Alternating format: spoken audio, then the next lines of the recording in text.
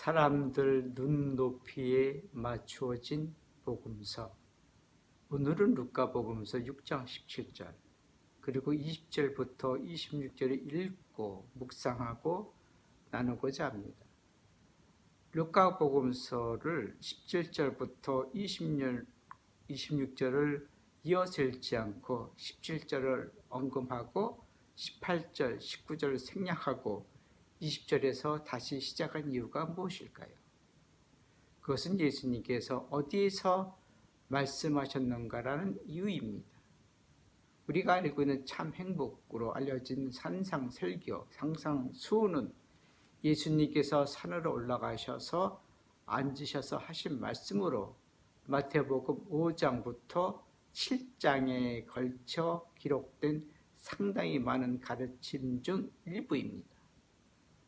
오늘 루카복음서에서는 예수님께서 산에서 내려오셔서 평지에서 하신 말씀 중 일부입니다.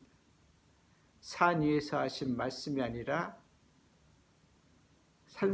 상상순이라 하지 않고 루카복음서는 참 행복과 불행이라 하였습니다.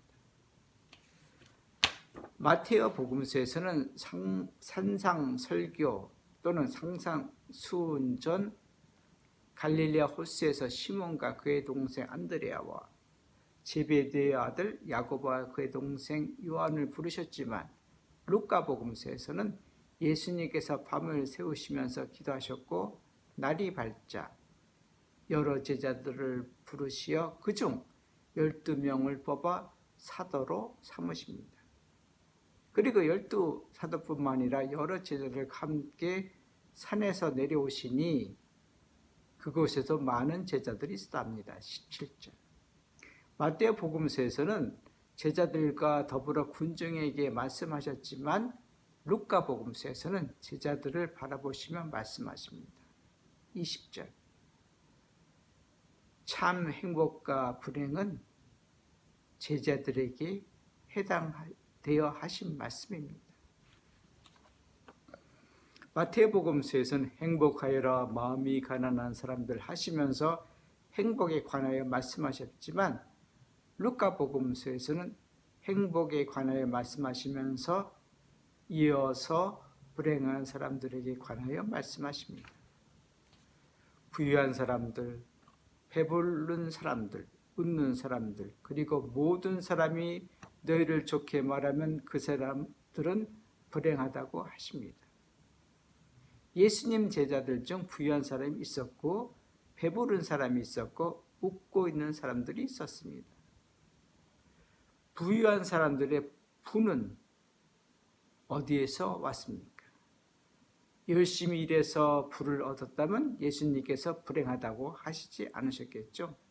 그러나 자기에게 부과된 세금을 내지 않고 정당하게 주어야 할 임금을 주지 않고 옳지 않은 방법으로 부를 쌓아 놓았으니 그 부유한 사람들을 불행하다고 하신 것입니다. 예나 지금이나 어떤 사회든지 부의 분배가 정당하게 이루어진 사회는 별로 없습니다. 그것은 사람들의 탐욕 때문입니다.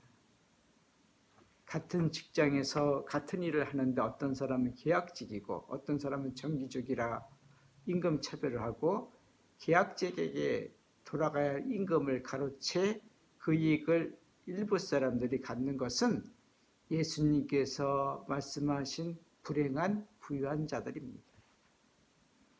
부유한 사람들의 속성은 공동번역에서는 배불리 먹고 지내는 사람들이라 하였습니다. 그리고 그들의 웃음은 사람들의 피눈물과 슬픔을 뒤로한 채 소수만이 웃는 헛웃음이고 공허할 뿐입니다. 건강한 사회는 빈부의 격차가 크지 않고 많은 사람들이 땀 흘려 버는 돈이 일하지 않고 노동하지 않고 버는 돈, 이른바 불로소득이 근로소득, 노동소득보다 상대적으로 작고 적은 사회입니다.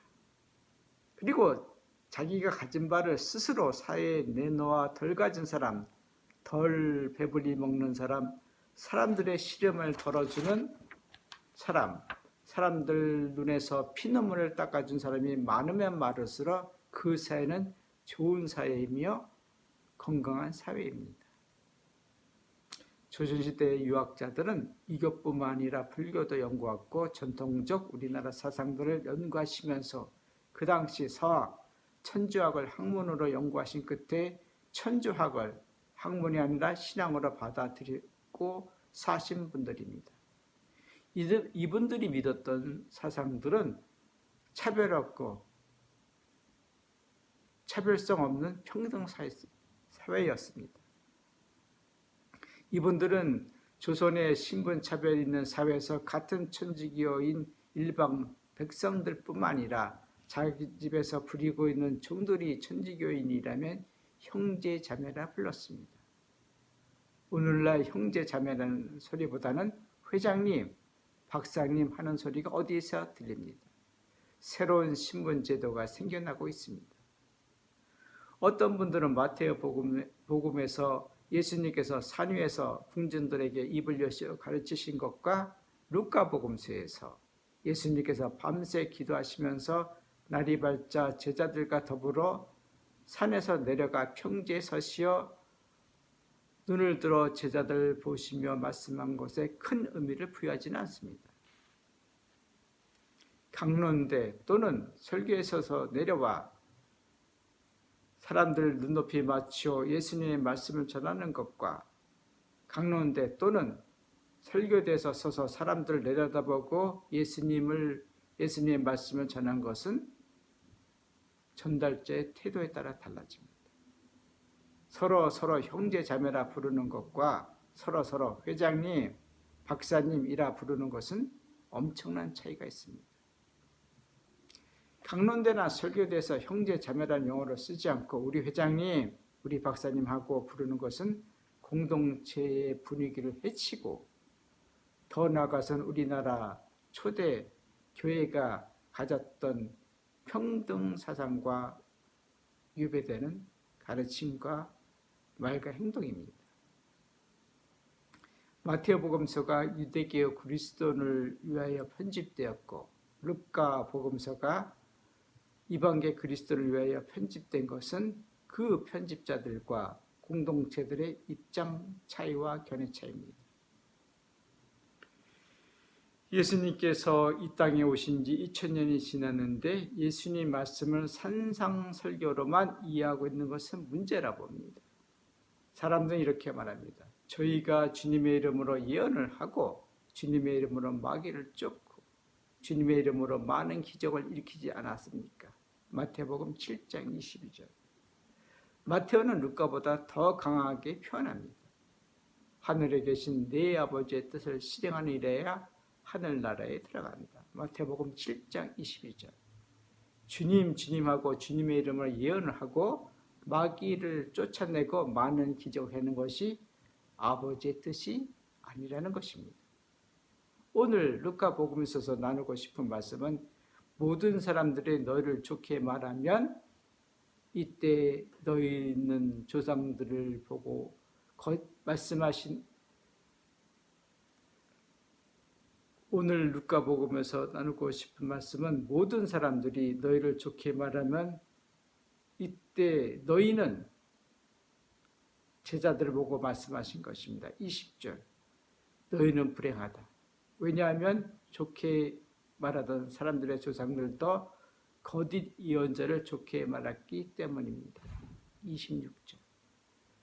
사람들 눈높이에 맞추어진 복음 말씀은 예수님의 참된 제자들이 예수 말씀을 전하고 살아가면서 박해와 비난을 받았기에 오늘날 예수님의 말씀을 나름대로 전하고 나름대로 실천하고 살아가는 사람들이 주위의 칭찬을 받으면 이것을 어떻게 받아들여야 하는지 깊이 생각하고 성찰해 볼 일이라 생각합니다.